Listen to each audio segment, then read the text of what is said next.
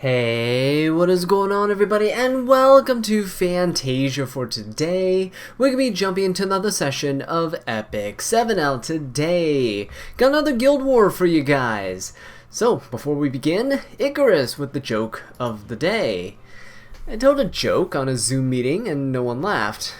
Turns out I'm not remotely funny. Oh man, that was quite a rough patch when I had to do online teaching for a whole year. Yeah, what a doozy that was. It was talking to blank screens. I mean, well, kind of like what I'm doing right now, except that you guys actually watch the videos that I make, unlike my students. Alright, so let's go ahead and jump into this here. For the first match, we are going up against Arwell, Aravi, and Aiden. So I thought, you know what, with Aravi on the other side, we always use Doris to tank. But Spirit Eye Celine is a fantastic option as well. One of the best light baits in the game. Now, I'm going to switch her off of Storm Sword here, because there's not really a unit on the other side that can use non-attack skills, so we're going to switch Dust Devil for this fight. But normally, Storm Sword is really good in things like RTA, especially if you're fast and you want to cut your opponent. We're also going to be bringing in our Wanda here, all around our Wanda, and she is going to be the Aiden counter. Now, I could bring something like a Zahak. It could actually work out quite well too, but I think Wanda is going to be quite fun. We're going to bring in FCC as kind of a knight to tank the light Aiden. I switched up her build a little bit. She's a little bit squishier, lost about 3,000 health, but she's on counter set and she has a lot of effectiveness. So yeah, she'll kind of fill in a niche that I don't really have, which is a knight that can constantly provoke.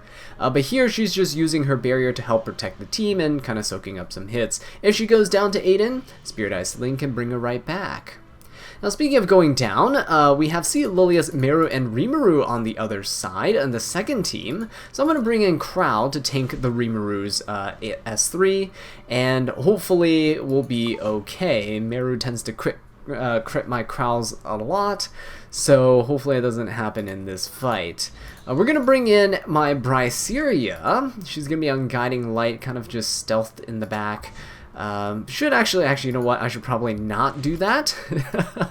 Let's put her on something that deals some damage now, shall we? We'll put her on Symbol of Unity.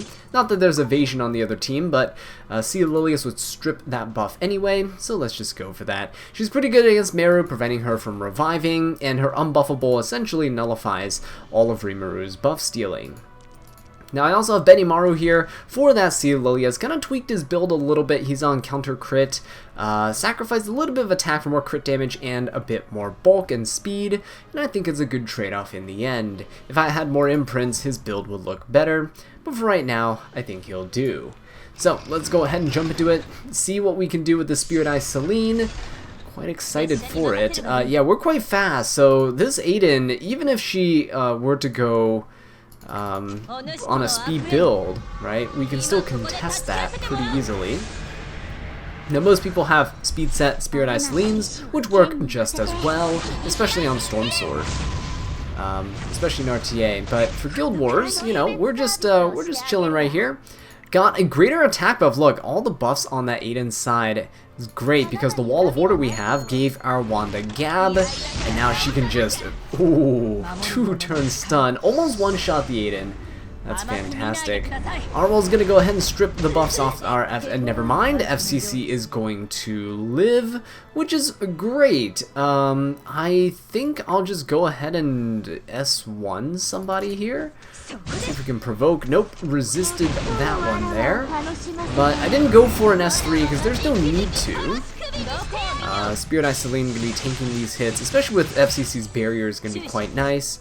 We're going to go into this Aiden though, try to finish her off as soon as possible. She's the biggest threat on the other side. Ooh, nice little Dust Devil. Well, we do miss twice, but it does chip her down quite a bit. 2-turn stun means that we are not afraid, and now Wanda can finish things off.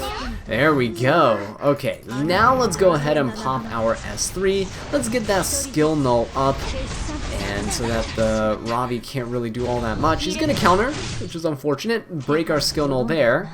But let's try to go and try to focus this R-Wall. We have a 100% chance now to do this enhanced attack. Oh, and apparently a 100% chance to Dust Devil too. Thank you, Smilegate, for the amazing buff. But yeah, with this consistency, Spirit Eye Celine is absolutely insane. What she lacked was just consistency. This should have been part of her kit to begin with. But let's go for this right here. Get that hit in, and let's pop the S3 once more. There we go. Get that immortality back up on everybody. Not that anyone else is in danger. Ravi will only be attacking the Spirit Eye Celine here. Yep, and we can easily get those counters in. So this should take out the Arwell. There we go. Very nice. And we have one more turn for Wanda to get her S3 up. But look at that. Such a good light bait. If you're having trouble with Aravi's, and the thing is, even if she counters, as long as you have an Aureus Knight, your Spirit Eye Celine will live 3 hits. So it's almost impossible for Aravi to kill her. It's also nice to have a secondary DPS here, so Wanda coming in with that 2-turn stun, very nice. And see, again, there's no RNG. I keep kind of cringing a little bit whenever I click her S1, just like, oh, please have the enhanced attack. But I gotta condition myself to forget about that because there's no more RNG anymore. There's not a, 30% chance that you're just not gonna do what you're supposed to do. Alright, Benimaru has his multi-layer barrier. I'm gonna go in on this Meru. Because we have the Bryceria, not really afraid here. Okay, maybe I'm a little bit afraid right now. Rimuru can't steal any buffs there, so that's good.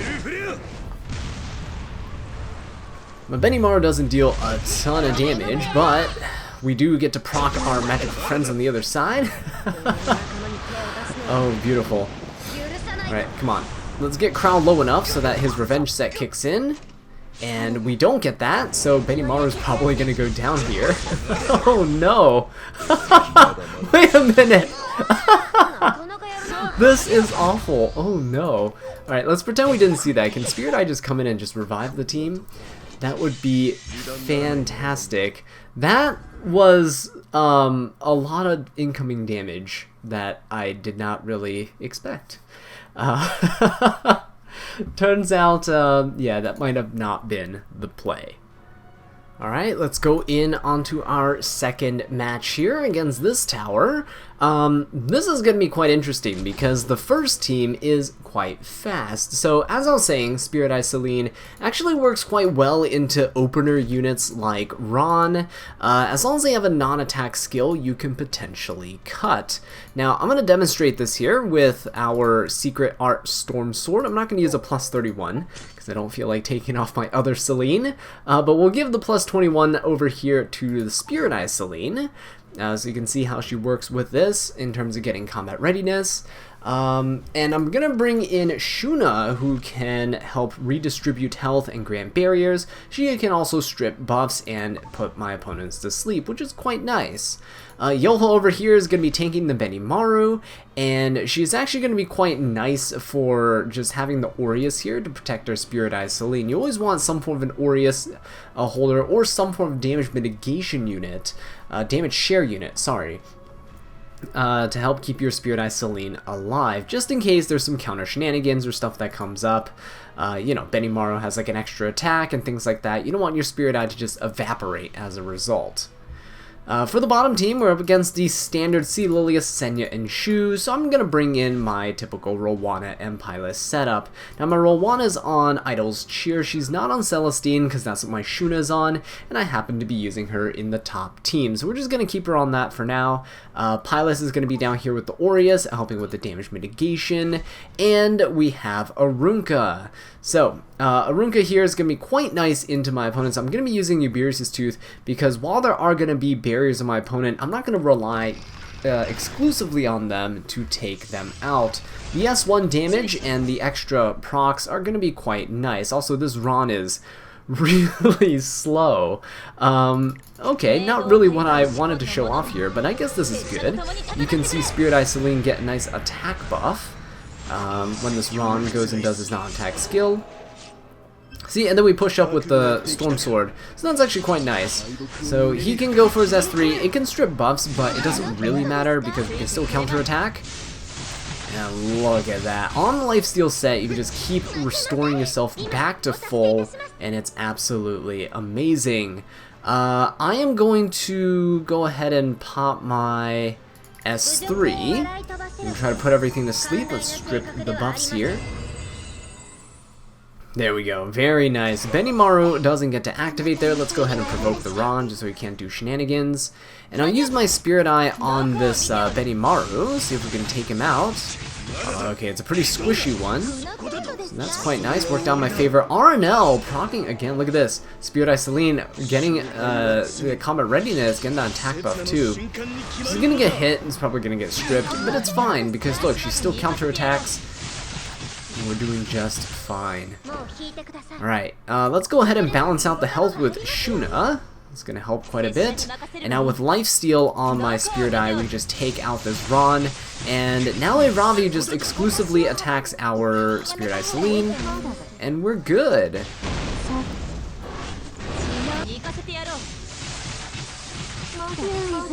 And there you have it. A Ravi goes down. And we're in our second fight. Took a little bit, but I mean, Spirit Eye Celine was going to be the only target because she's acting as a light bait. And light bait is basically the AI always attacks the unit that has they have elemental advantage over. So the AI will always, if they're dark, always attack a light unit if that's available. Now, oh wow, look at that. Pretty decent damage from an attack down Arunka. Took about a fourth of the Shu's health away. Not bad, not bad. Alright, I'm gonna need Pilus though here to cleanse my Arunka. We're gonna use S3 here to cleanse. Unless of course we get a bunch of debuffs here too. We're gonna need to cleanse anyway, but let's go for a hit on the Sea Lilius, provoke her, so that we can push up the Pilus. Pilus, whenever she's hit by somebody that's provoked, gets some extra combat readiness. Fortunately, we didn't get one there, but Rowana can pop the heal. We can get a nice little barrier and a revive for the team. And there we go. Pilus is countering like the goddess she is. Yeah, every account has one unit that will always counter, and for me, it's Pilus. Out of all units in the game. But yeah, 100% counter rate here in Guild Wars. Look at that, see? 100% counter rate in Guild Wars, absolutely amazing unit. Now, if only my Arunka could not be provoked, that'd be great. This is also a resist Senya. If Pilus could stop attacking into the Senya and, like, killing herself, that would be great. But the 100% counter would say otherwise. Alright, let's try to hit this there. Okay, let's go ahead and get... This is where Celestine would be fantastic, but we're going to bank on Rowana's healing from the counters to kind of survive. And now that Arunka is here, we can go ahead and hit the Senya, I think. We don't need an attack buff to kill. This should be way more than enough. There you go. Very nice. Extinction. We're going to counter the Shu for some reason. Again. Pilot's actually stripped off all the barriers. Oh, Pilot's going down! Uh-oh. This is not good at all. Because the next target is probably going to be Arunka here. Unless Shu gets my units down further. But let's go for an S1 onto the Shu. See if we can get some extra damage. Ooh, if we got a couple bleeds in there, it would have been great. But not quite. Now Rowana's the one that's countering, so that's great. Let's go for an S3, because on kill you reset, so might as well do it. And Sea Lily is probably going to S3 now. Yep, there we go. She'll follow up with a dual attack. Oh no! Ooh, nice actually. The fact that she went for the barrier, I didn't know she reset that soon. It's quite nice. Now, I'm going to go for the S3 here. I know I have an attack down, but it shouldn't matter all too much, because this is the last unit standing. So on the next couple turns, we can just go ahead and soul burn our S1, and it should be just fine. There we go, and there you have it. Uberius' Tooth coming in quite nicely to deal that extra chip damage, and of course Arunca's damage never fails to impress. Alright, last but not least, of course, we're gonna fight the Stronghold. Now, normally under these circumstances, I'd look at the second team and try to find a different tower to fight, but I think it's gonna be fine because the top team, we're gonna be bringing in Spirit Eye Celine. She's still gonna be quite okay into the Spectre Tenebria, mostly because our Shuna can actually put the Spirit Eye Celine, or sorry, not Spirit Eye, Spectre Tenebria to sleep. When we do that, we have a couple turns that we can buy to try and take out the Benimaru and the Sea Lilius. Same logic applies for Yoha here. As the Knight, she'll be taking the Benimaru in case things go south, but otherwise she'll just act as an Aureus to help keep the Spirit Eye going. Now, for the bottom team here, we have 3 ice units, Krau, Corinne, and Sigret. So I'm going to be bringing in my Green Lots, who's going to be on a unenhanced Fan of Light and Dark. Thought I'd have a little fun with this. And we're going to be bringing in my newly geared Charles. So I'm testing out Charles on the Wings of Light and Shadow, because I don't have any more Elbrus Ritual Swords. But I decrease his crit chance to increase some of his speed, which is quite nice. All of his other stats essentially stayed the same, so it's pretty worth it. And we're going to get some extra damage. So he lost a little bit of attack, but hopefully that will make up for it. It's going to be quite fun, so let's jump in and see what happens. If we lose, then you guys will probably not see this video. Just kidding. Let's go ahead and pop Spirit Eyes S3. So see, this is slow Sea Lilius actually, and that's quite alright. So Benimaru is actually quite fast though, I do have to say. So he went for the hit onto the Yoha, didn't do all that much, which is fine. Kind of expected for a very fast Benimaru, I guess. Kind of like how mine's very slow. Kind of similar, right? You have to sacrifice something for that speed or for that bulk. And it typically is at the cost of damage. But let's go in and finish off this Benimaru though. Spirit Eye Celine did get that attack buff from the Sea Lilius' non-attack skill, right? Okay, so I think at this point, we don't have an attack down on our Spirit Eyes. There's no reason to really pop off her cleanse on Shuna. Spirit Eye is going to get stunned here though, I think. Yep, so she does lose a turn. She can get controlled. It is one of her weaknesses. But that doesn't mean that all hope is lost. Let's go ahead and pop our S3 here. This won't kill, but it's going to do a considerable chunk of damage onto this Sea Lilius. And now I can go for the S2 on Shuna. There we go. Look at that. Insanely thick barrier. And let's go for the kill onto Sea Lilius. We can't ever counter Spectre Tenebria, but with this team comp, we're actually quite safe. Right, so now we can just go ahead and Soul Burn the Spirit Eye Celine. And there you have it. First team down. Now, don't want to steal the spotlight from the Celine, but here we go. Charles gonna be coming in here. Let's pop this S3. Let's see how many people we can deal with this actually. Okay, a good chunk of damage. No kills there, but hopefully we're gonna get some extra damage on our next hit. Ooh, Lots is tanking everything here. Oh, Lots going down. Hang on just a second. I kind of needed Lots for the for tanking the Crow, but guess not. We're gonna take out the other 2 ice DPS units. Hopefully Charles counters, or he's just gonna get provoked because that is what we do. Alright, there we go. Nice little counter attack. Come on, go for the S2. No!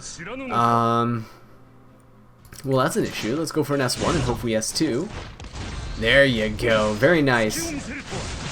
And we actually managed to finish off the Crow in time before he can horse. Whew! Alrighty then. Well, good little way to end things off. Yeah, I can't wait to try using Charles in RTA as well. But yeah, let me know what you guys think of the Spirit Azalea buffs in the comments section down below. Can't wait to test her out in some RTA matches, but let's see if it happens. Until then though, if you enjoyed the video, please leave a like and subscribe for more Epic 7 content. And until next time, take care.